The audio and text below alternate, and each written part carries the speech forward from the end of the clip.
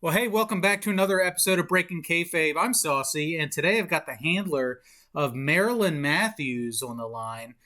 He goes by the name Nick. Nick, how you doing today? I'm doing pretty good.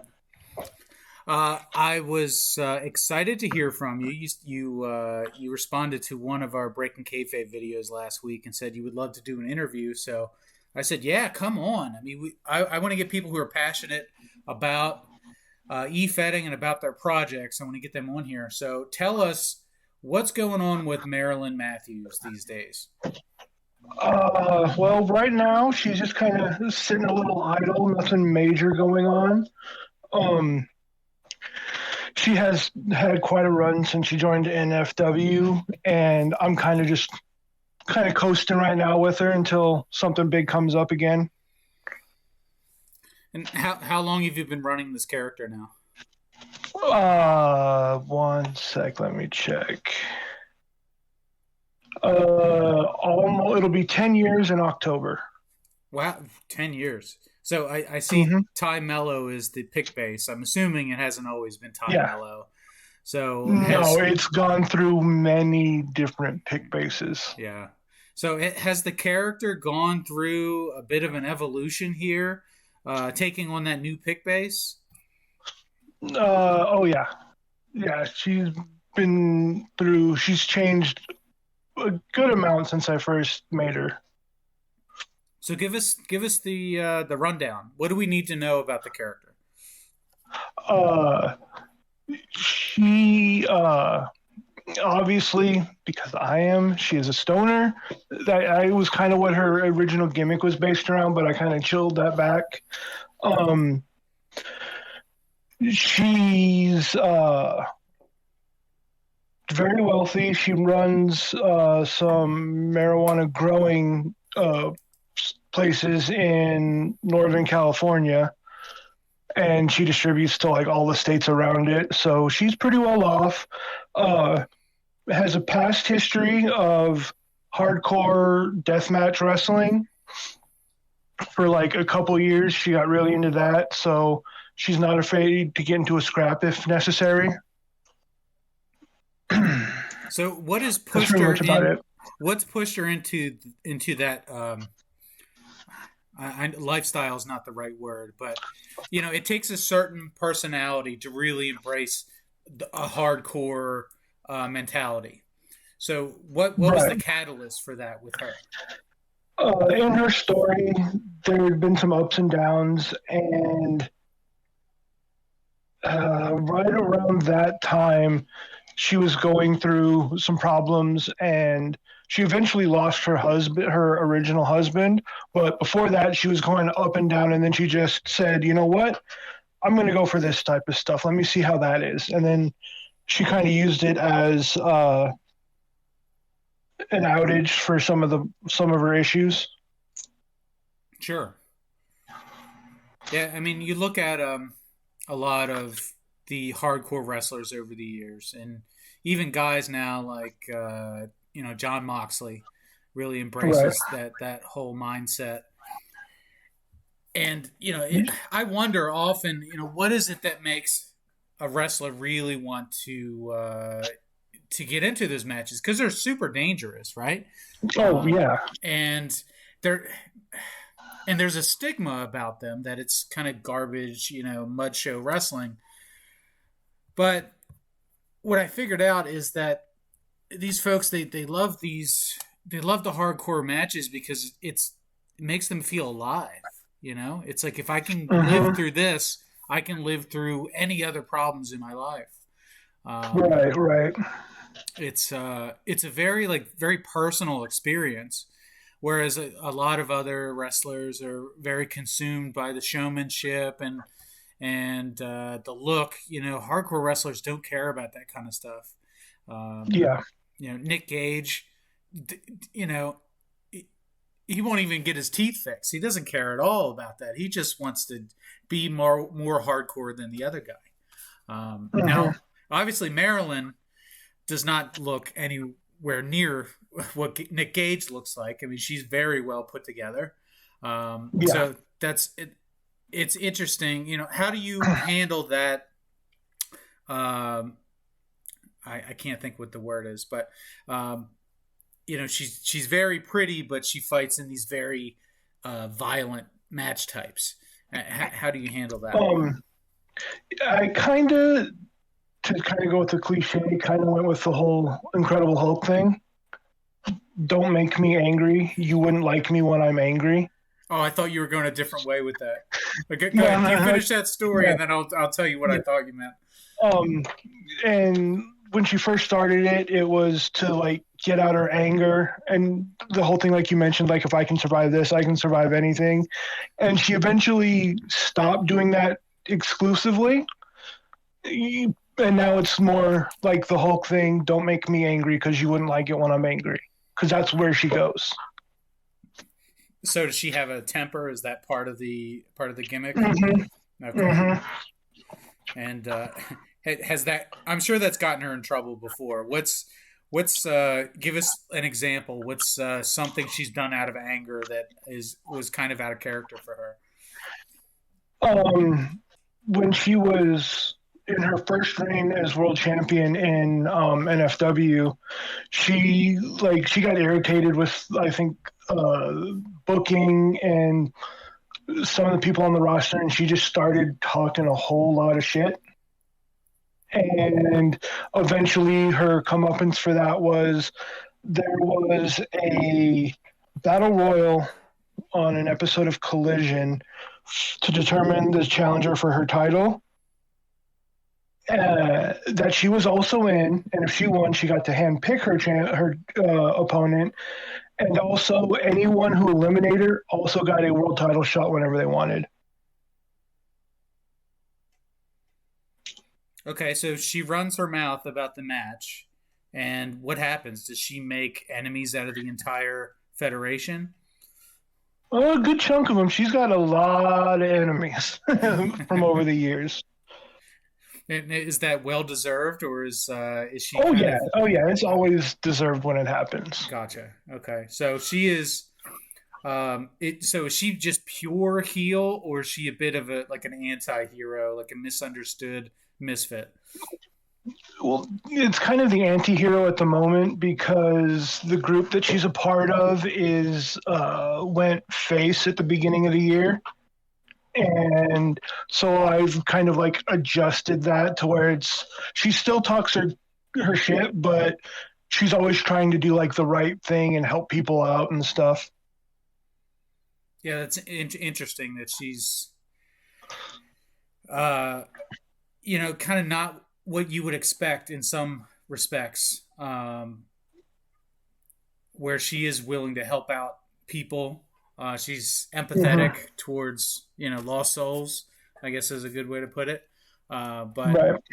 you know, but towards people who have it together, she's willing to talk shit and just won't back down and Mm-hmm. it just I'm guessing anti-authority and just you don't tell me what to do in my life, that sort of thing. um Yeah. is that, I mean, that's got to be a lot of fun to write. How are you enjoying your writing experience right now? With her, it's really fun. Like I'm only doing segments right now. I used being competitive, and once I got her started, she was always one of the more fun ones for me to write when I was in competitive and writing role plays with her. Well, yeah, I mean, you have no rules to live by, right? I mean, you can Mm-hmm. write her any way you want. Nobody can tell you, hey, well, that would be out of character for her, because she's a free spirit. Um, Mm-hmm. but it sounds like she's also somebody who's willing to step back after the dust is settled, and is willing to make peace with the world again. After she's destroyed so much. Right. Um, Yeah. which is kind of cool because I think we've all wanted to flip the table, now and again in our lives, and it's kind of nice to see a character who's able to um, do that and then make up for it, and Mm-hmm. I think that's kind of cool. So um, it's nice to have real characters. When I see characters Yeah. in efeds that are flawless, perfect. They talk to you like you're nothing. That really it's exhausting to, Hmm. and you see a lot of those characters in modern movies as well. So, I prefer characters like the one that you have here. Yeah, like I heard it best from a person I was in a Fed with years ago. Is they're not a wrestler who is a person; they are a person who wrestles. Right. So they've got all of their stuff that they do outside the ring, but they also do stuff inside the ring as well. Like that's their job. And how did she become an athlete? Right. So, a world champion, she must be a hell of an athlete. Where does that come from? Uh, in her story, it was initially to upset her stepdad and piss him off Okay. because he came into her life when she was in like her mid to late teens. And the only way he tried to get her affection is to buy it, just give her a lot of stuff. Right. Makes Because sense. her and her mom were kind of, struggling before this all happened. And she decided that she asked for some money because she knew she'd get it, went to a training school, and then went from there. And And just how almost does 10 years in the business, how does she's her gotten father pretty feel good. about that? Oh, he's it pissed him off like she knew it would. Right. Right. So, He's a richer guy, so no daughter of mine type thing. right. Right. Exactly. And that's kind of what it feels. Well, I don't know. You tell me. Professional wrestlers in 2023. I don't know if it's an industry that is well respected or considered on par with other sports. If you had a 5-star athlete coming out of high school and said, "Hey, I want to be a pro wrestler," what would their parents say? Unless they were in the business and there's some type of pedigree there, I would think that most parents would be like, "Are you serious? Why?" I would think it depends on the parent. Like you said, if their parent was in the business, that'd be okay. And I think parents that like support their kids and whatever they want to do would support them. And just those asshole parents or the indifferent ones that would say something bad about it. Yeah, pro wrestling is a very misunderstood. Um, I guess you can call it a sport, or it's a misunderstood industry, I guess is a better way to put it. Um, Yeah. it's just try to explain to somebody you work with what efetting is, right? Like it's not Hmm. it's not an easy concept to explain. The best way I've done it when people ask what I do, like for hobbies in my free time, or what I'm doing if I was writing and I say, hey, I can't go do something tonight, I have to go home and write. Uh, I always would describe it as a competitive writing game in a pro wrestling with a pro wrestling setting. Yep. In its simplest terms, that's exactly what it is. It's Yeah. competitive writing that uses pro wrestling as the stage. Um, Hmm. but I think it's perfect, right? If you wanted to do competitive writing and have a competitive writing league, how do you visualize that? And Right. combat is the simplest way. So whether it's a street fight, like a Street Fighter 2, uh, scenario, or whether it's pro wrestling, I think that's really the simplest way to do it. Oh, Um, for sure. but it's, Add some more flavor to it yep, than just saying, oh, this person won out of the two of you or whatever. yeah, yeah, exactly. All right, I want to circle back to something that we mentioned earlier. You talked about Marilyn taking on this Hulk persona, right? Like you wouldn't Hmm. like me when I'm angry. I thought where you were going with that is where she has this catalyst where she summons her strength and then she becomes like invincible. And the character that I thought of, and I don't know if anybody has done this character before, but are you familiar with Popeye? Popeye the Sailor? Hmm. Right? So Popeye eats his spinach and then all of a sudden he's super Hulk, he hulks up and then he's just Yeah. beating everybody's ass. Well, I Yeah. thought Yeah. what you were going to say was that Marilyn she'll have an edible, or she'll get high on her own supply, and then all of a sudden, like, it flips a switch and she's in full game mode. Um, Right. but that does not sound like that's the case. So I No, apologize but for. that's no, no, no. That's actually a really cool idea. Uh, yeah, I mean, I don't personally, I don't smoke, so I don't know what effect it would have on me if I did. But there has to be other wrestlers who do something and that instantly, like, they're in game mode. I know, like, Right. Goldberg in the locker room bangs his head on doors and on the walls, and Yeah. yeah, I remember playing football. I used to do the same thing. You bang your helmet on the wall, and you just kind of just bangs the rust off, and then it's game time. Um, Yep. so Marilyn seems like a gamer. I mean, I'm saying that on a very Mhm. superficial level. I don't know the character well, but um, I've done the basic uh, social media stalking this week to check up on her, and I mean, she's got swagger, which is cool for wrestling, right?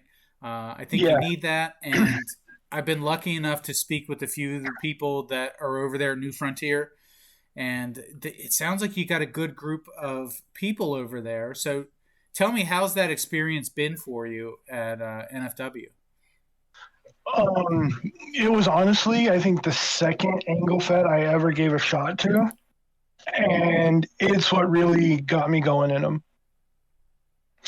I even, like I said, I stopped competitive writing because it wasn't fun anymore, Yep. you know. And Angled's more laid back. I do a segment maybe every other week on one of my characters because I have two in the Fed.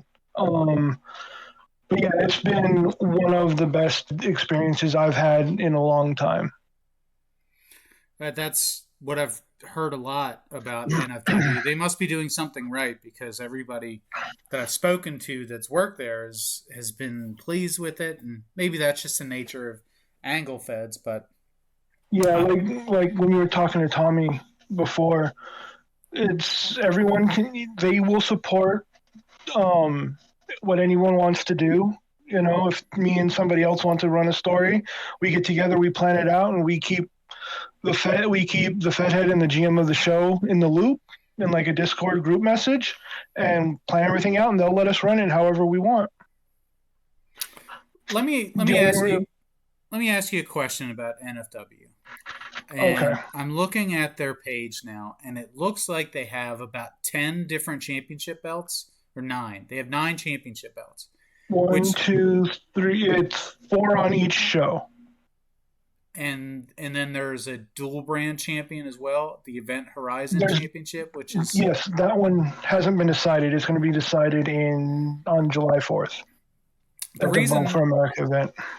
I bring that up. I'm not shooting on NFW here, but I think it's a good thing when there are a lot of opportunities for folks that are on your roster. Yeah, like that's what Tommy and them really wanted to do. It's you've got Collision has the tag team, Trauma has the trios, so you got your team titles, and then the other three on each show. It's like newcomers, people just starting out, and then the mid tiers like the mid card, and then the top belt, the world belt, or the New Frontier belt are like the main eventers. Yeah, I mean, it makes sense to me. If you're going to have a federation, you want to have tiers in your federation, Mm-hmm. right? And you want to reward people for meeting those milestones. You know, you come in as a new handler, and you make a splash right away, and you go, "Wow, we should get them in on the the TV title or the internet title or whatever that low tier title is." But just to give them a little bit of recognition, and then once they run that for a little while, you go, okay, it's time for you to level up into the next tier. You know, you vacate that Right. belt, you give other people a shot at it, and then you keep the talent moving there, and everybody's happy. Um, Yep. if you're in a Fed and they got two belts, and instead of tag belts, it's like it's very slim pickings. You know, Mm-hmm. It's like even if you're doing a great job and you're busting your ass, all it takes is for one free agent to come into the Fed, and all of a sudden it's like, well, I'm never going to be champion. I mean, this person is unbeatable. Or in the Right? world Yeah, of, we yeah, go go ahead. ahead.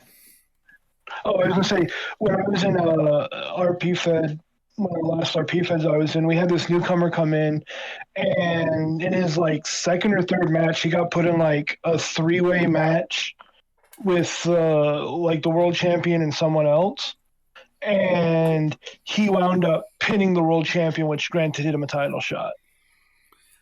Which is good for nobody, right? Yeah, What exactly. what you've done is you've damaged your world title, or at least your world champion.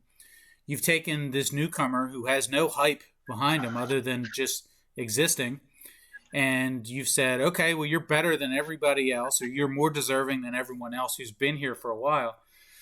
And now you've got this championship match, which doesn't have a whole lot of juice behind it. And Hmm. if the newcomer wins that belt, I mean, that's the worst case scenario. You've kind of burnt out the entire roster. But if they lose the belt, they're probably not going to stick around. They're probably gone right after that. Oh, they disappeared before the match even happened. Right? So what you've done is you've taken an opportunity out of the hands of one of your dedicated role players or dedicated handlers, and you've given it to this, your new shiny bicycle, which just showed up on the scene. Hmm. Um, and as a Fed head, you understand why it happens. It's very tempting. You get a little bit of attention from somebody who has a lot of clout, and it's easy to fall in love with that. So, Funny enough, that's kind of how it happened with me in NFW at the beginning. are you the one that was wooed and you came in and they Um, they felt like they were dating out of their league? a couple of the people that were in the Fed were started interacting with me, and one of them was like, "Hey, do you want to come to this Fed I'm in? It's basically angled." I'm like, "Yeah, sure." And one of the Fed heads was also had characters on the roster, which we knew he was bullshitting on things, but came in and I had a shot at the then women's title, uh, like at the first pay per view after I joined.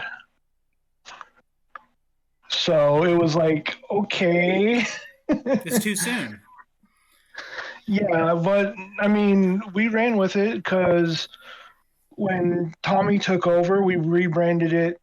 We combined that one and another one, and or no, it just transitioned into the world heavyweight title. And then at that point, she got like the story was she just to keep her going for a while, and then at a certain point, I was like, "Are we just going to go for the year at this point?" And I'm like, "Yeah, we'll do that." So she held it for just over a year in her first run. So like the first year I was in NFW, I was top champion. How was that run? I mean, how does it? I mean, I can't tell you, right? I've never had any type of reign like that, but does it feel as sweet in month 11 as it did in the first month you were champion? Sad to say, but no. Like I was like, okay, we're going for the year. As soon as I get it, book me against whoever the hell you want, so I can get this belt off of me. Because when I'm the champion, the Fed chooses who gets the shots, and you know what I mean. So I was stuck doing what they wanted, which I was fine with. But yeah, I was just like, get this thing off me. I don't ever want it again. Get this belt off me. And then I wound up the person she lost it to um, wound up needing time away for a little while. And they were scrambling to try to see who they could get in when they were told because they didn't have anybody ready yet or anyone planned. And Tommy comes to me, he's like, "Look, I know you don't want this, but can we put this belt back on you, beating the person that beat you, and then like at the first pay per view or whatever, we'll have you lose it." I'm like, "Yeah, that's fine." So, and then I ran a story with it that time to where it wound up she was the first and only 3-time world champion in the Fed. Nice. Well, congrats on that, on the Thank world you. title. So now Marilyn is doesn't look like she's in the title picture for any of those belts, or she's not wearing the belt. What's next for her? Um, uh, well, we're waiting, and one of my friends who's in NFW, the one who actually got me in, our characters tag team occasionally, so we're gonna go in, go into the tag division, and I think the plan is to eventually have them win the titles, like later in the year, if not the beginning of next year. Sure. Is that the well? You have to forgive me because I haven't ran in an angle fed yet, and I know Right. you can kind of you can plan things out and you can make them happen if you put in the work, which is Mm-hmm. different from uh, competitive sports, right? Yeah. So what's the end goal? What's on your bucket list for that character? You've been running 10 years now. What is left that you want to do that you haven't done yet? Do the whole triple crown Grand Slam champion in a place. Okay. Because I've only ever like I've most belts, most different belts I've held in a Fed were two back when I was still doing riding because it was one thing and then it changed to another. Or no, it was one thing that belt got moved to another show that I didn't want to do at the time, so they created a new belt to replace it, so I didn't get punished for not moving with the belt. Sure. So, do you see that happening in NFW? You've got Uh, Depending on how long it stays open, yeah, probably. yeah, it's a nice goal to work towards, right? Um, Yep. where there's more than one objective. I think everybody wants to Mhm. be world champion, and really the key to happiness in e-fetting is finding things worth fighting for that aren't the top belt. You know, which Right. is it's really tough to do. Um, Yeah, like you said, everyone wants to be world champion, and that was my goal for a while. Is I want to be world champion somewhere. And if W came along and I got it, so I'm like, all right, now let me go for these two accomplishments. so we're running short on time here. I want to make sure Yeah, before we wrap things up that you get a chance to shout out to some of the other handlers you worked with. You said that you're in part of a stable right now. You've got a yeah. budding tag team on the horizon. So, who are the folks that you've worked with, people that you appreciate and you'd like to announce to the world? Well, definitely Tommy and the entire NFW staff because they've all been amazing. Uh, the people in my group, Jasmine Matthews, handler's name is Chris. Morgan Payne, handler's name is V, or goes by V. Luvia Salvatore, um, Stephanie Kenyon. Oh, there's so many. Uh, River Chance, Abigail Lindsay, and then pretty much everyone I've worked with. Like I can't remember everyone's name, but everyone I've told a story with in NFW for sure. Everyone's been a joy. Most have been a joy to work with, but there's a couple in there that it was real. It was real. Like I had to do 90% of the work. But other than that, they've been pretty much a joy to work with and real fun. Yeah. Real good people. Would recommend pretty much just about anyone in NFW. Well, we've given a lot of attention to NFW here recently, and I don't know if they've had some increase in traffic, but I'm going to have to investigate a little bit closer. Maybe I can get in on the Discord page and kind of lurk a little bit, see what you guys are up to, because it sounds like you guys are doing it right. You're tied into some of the other major angle feds right now, which have great reputations. So it sounds like you're in a good spot. And as a former 12, well, 3-time world champion who held the belt for over a year. I think I think you own a big part of that, right? You were, Yeah, Tommy and all the staff have always thanked me for help because I do all the graphics on the forum. That's oh, all really? mine. I do all Cool. of those. Yep, all the graphics for the Fed I do for them. Um, they'll come to me when they have ideas about something for a title and asking my opinion on things. So like I'm not technically staff, but like I help out a lot because I like it so much. Well, it seems like the company's on the rise right now. So you're in a good spot. Keep doing what you're doing there. And unless you've got anything else you want to promote today, I think here's a good place to wrap things up.